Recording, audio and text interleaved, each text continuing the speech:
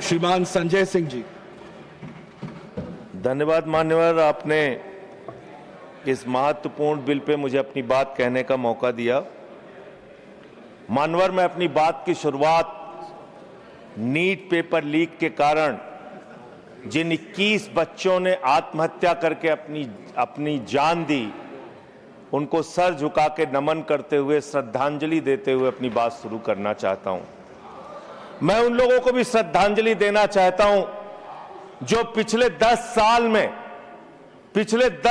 में 1,23,000 छात्रों ने सुसाइड किया, आत्महत्या किया, और 2,000 छात्र हर साल सिर्फ पेपर लीक के कारण आत्महत्या की जिन्होंने।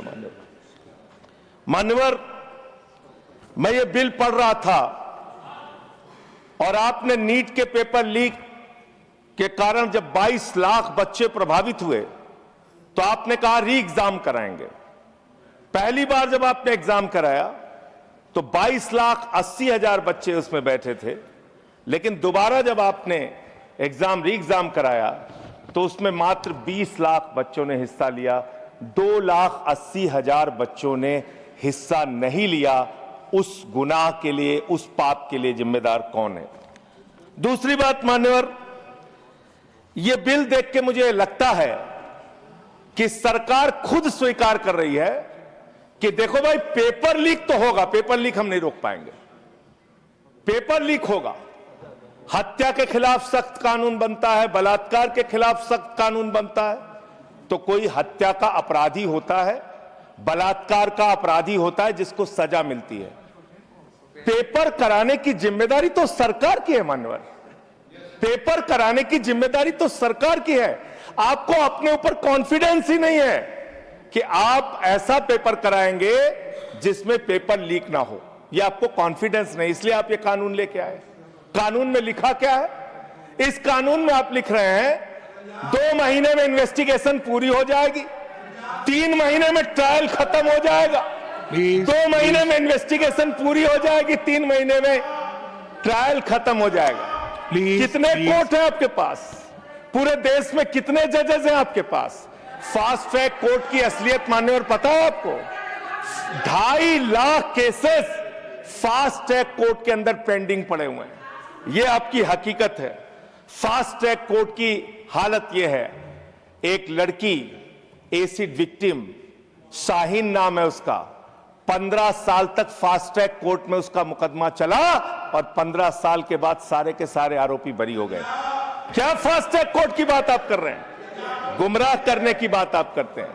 मान्यवर, इनके राज में 1 लाख सरकारी स्कूल हिंदुस्तान में बंद हुए। 1,20,000 सरकारी स्कूल ऐसे हैं जिसमें एक टीचर है। 98,000 सरकारी स्कूल ऐसे हैं जिसमें बच्चियों के लिए टॉयलेट का इंतजाम नहीं है। 1,19,000 सरकारी स्कूल ऐसे हैं जिसमें बिजली का इंतजाम नहीं है। मान्यवर, यह सरकार शिक्षा के ऊपर मात्र 2% पैसा खर्च करती है, मिड डे मील में नमक रोटी खाने को देती है। इसलिए क्योंकि मोदी जी का नारा है अनपढ़ रहेगा इंडिया तभी तो अंधभक्त बनेगा इंडिया। अनपढ़ रहेगा इंडिया तभी तो अंधभक्त बनेगा इंडिया। मान्यवर,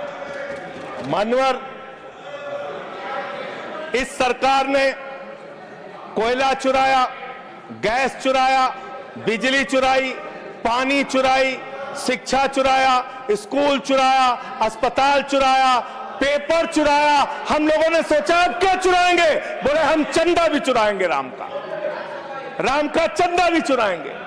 पेपर चोरी से लेके चंदा चोरी तक सारे चोरी के गुनाह में तुम लोग शामिल हो।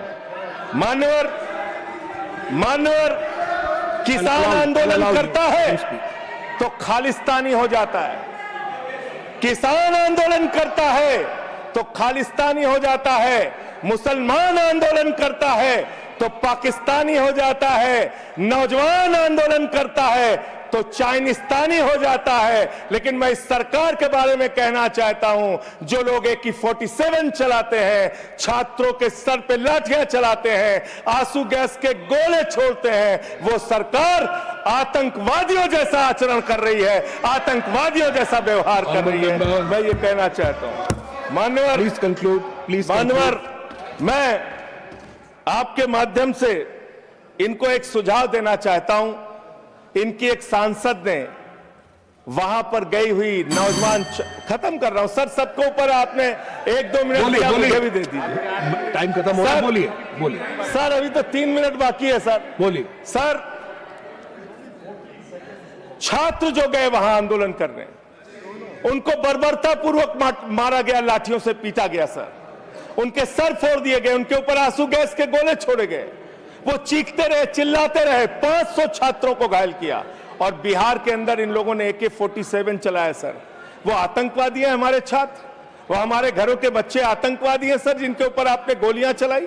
और तो और इनकी एक सांसद है मान्यवर, उन्होंने किसान आंदोलन में किसानों को गालियां दी, नौजवानों के आंदोलन में नौजवानों के लिए इतनी भद्दी टिप्पणी की मान्यवर, इस सदन के अंदर मैं कह नहीं सकता मान्यवर। हमारी बच्चियों को यह कहा गया, उनके चरित्र के ऊपर सवाल उठाया गया।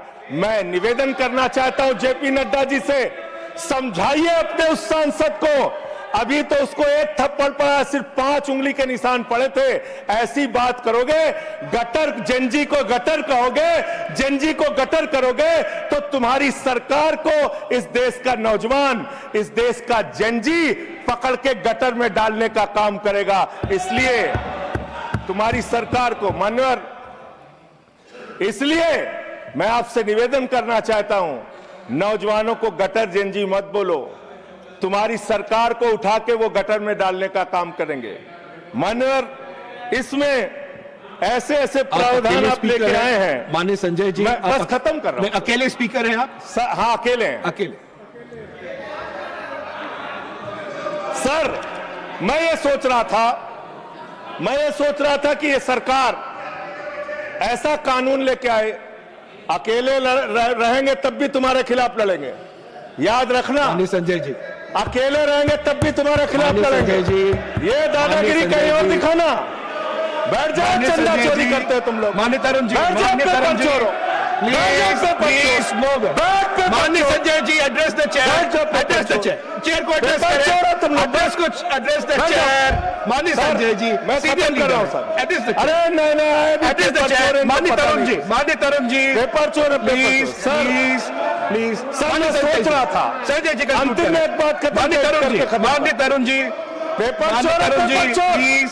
अकेला रहूंगा तो रहूंगा तुमसे, प्लीज। किसी गलत फहमी में मत पड़ना। माननीय संजय जी, समय जा रहा है आपका, समय जा रहा है। हाँ, खत्म एड्रेस करिए सर, एड्रेस द चेयर। मान्यवर, मैं सोच रहा था कि आखिर ये सरकार ये पेपर चोरों के खिलाफ कार्रवाई क्यों नहीं करती। मुझे ये पता चला मान्यवर, ईडू टेस्ट नाम की एक कंपनी, खत्म कर रहा हूं, ईडू टेस्ट नाम की एक कंपनी जो गुजरात के अंदर ब्लैक लिस्टेड हुई, उससे बिहार में पेपर कराया गया, वहां भी ब्लैक लिस्टेड हुई, उसी से यूपी में पेपर कराया गया, वहां से भी ब्लैक लिस्टेड हुई। तो जो पेपर चोर हैं वो अहमदाबाद में ब्लैक लिस्ट हुए, बिहार में ब्लैक लिस्ट हुए, यूपी में पेपर चोरी की, क्योंकि उनको पेपर कराने का ठेका इसलिए मिलता है क्योंकि उनका संबंध, खत्म कर रहा हूं सर, 30 सेकंड सर, 30 सेकंड। उस ईडू टेस्ट कंपनी का पेपर चोर का संबंध देश के प्रधानमंत्री और कई राज्यों के मुख्यमंत्री से है। थैंक यू मुख्यमंत्री से है सर, मुख्यमंत्री से है, प्लीज फोटो सर, खत्म कर रहा हूं, धमकी मत दिलवाइए सर, प्लीज कंक्लूड करिए। चोर हमको धमकी दे रहे हैं, ये चंदा चोर हमको धमकी दे रहे हैं। Anything unparliamentary will not go on record, anything unparliamentary will not go on record. Please conclude करिए।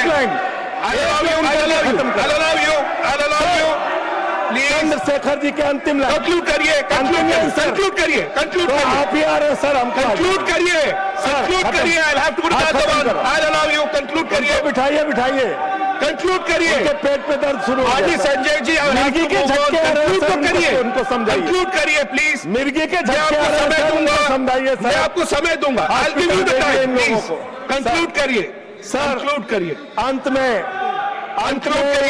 चंद्रशेखर जी, स्वर्गीय प्रधानमंत्री जी की एक लाइन के साथ अपनी बात कहना चाहता हूं, इस देश के नौजवानों की तरफ से आपको जिन हाथों में शक्ति भरी है राज तिलक देने की, जिन हाथों में शक्ति भरी है राज तिलक देने की, उन हाथों में ही ताकत है सर उतार लेने की। इसलिए अहंकार थैंक यू, मत करो। Thank you. Point of order, point of order. माननीय सतपाल, माननीय professor mister Satpal Sharma ji, point of order. माननीय सतपाल जी, दो लोग नहीं, एक, anyone. Yes, There is a order number 110. Rule number 110.